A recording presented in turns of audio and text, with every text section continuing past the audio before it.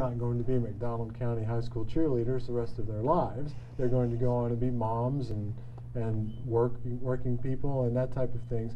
And if they neglect that at this stage in their lives, later on they could have some significant health complications by not dealing with these things now. And so that makes it very important to manage these things from the onset or even before they become severe.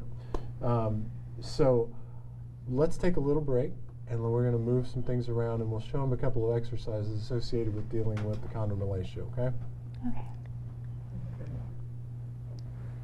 Okay. Okay. We're going to talk about rehabilitative exercises associated with the condition of chondromalacia patella. And we've talked about how the condition occurs primarily in adults over 40 through repetitive motion injury, and in particularly teen girls through traumatic things about falling. And the ladies gave us such a great explanation about how they abuse themselves on a daily basis. So what we're going to talk about, and I'll just point at her knee here a little bit, is we're talking about the kneecap itself, and the musculature above is in the quadriceps region. Quad meaning four. You have four muscles in that group. You have vastus medialis, vastus intermedialis, rectus femoris, and vastus lateralis. And those muscles all come together at the top of the patella, come through the bone that is the patella itself, and attach underneath on the tibial plateau. Now, the reason that we talked about the Q angle difference between the hip and the knee is how that angle occurs, and in women it's wider than men. Okay, and so when you have a greater Q angle, greater forces are put into the medial aspect of the knee. So when you talk about rehabilitating that imbalance of tracking, you will have an issue associated with the medial aspect of the knee. So we want to concentrate on rehabilitating that. So go ahead and straighten this leg out so we can see it right in here, okay? And the vastus medialis is right in this region, right in here. So we want to focus upon that, okay? Now, first thing we will do is we'll do some short arc extensions, okay? Now, extensions just means straightening of the leg.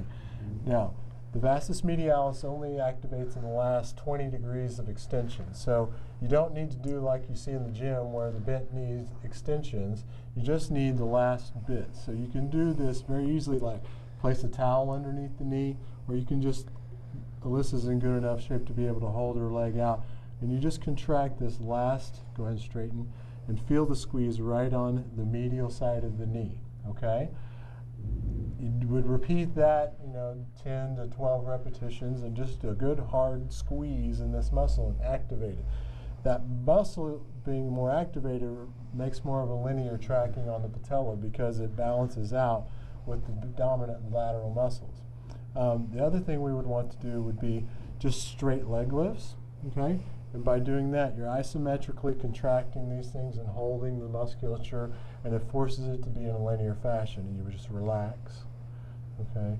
And then you would do it again, and you repeat that in a 10 to 15 repetition set. And these types of things, 2 to 3 times a week is completely adequate to deal with it, particularly when you're talking about a person in their age group that respond very rapidly. Just need these things to have the reminder of how it's supposed to occur. Now, Alyssa here on the floor, if we talk about a person who's over 40, or a person who maybe has a hard time getting up and down off the floor, we can also do this in a chair. So in Laura's situation, we would just come from about right here. Note the angle of the leg here. It's only about 20. We doesn't have to be all the way down here.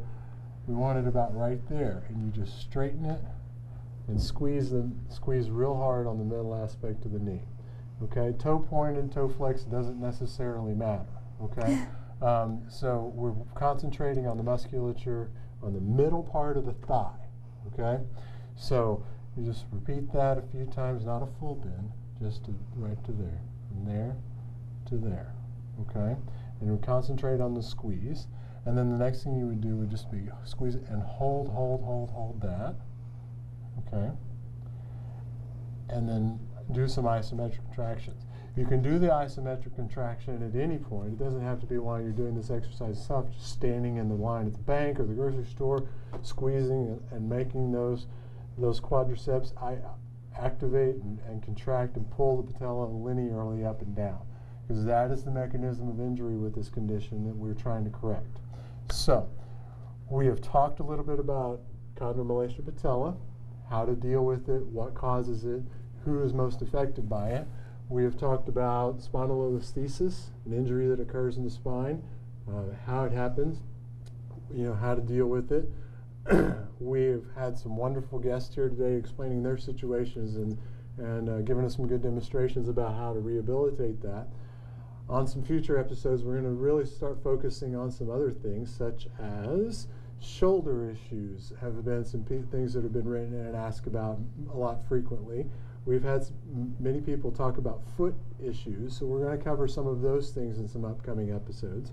We are always open for your questions and input, because this is your show and we're trying to provide a community service and health information to the Bella Vista community. So please, at any point, call and/or write into the office with your questions, and we'll be happy to answer them and perhaps be able to put that into some sort of a show in the future. I appreciate you ladies very much for participating. My name is Dr. Philip Corbin. Thank you.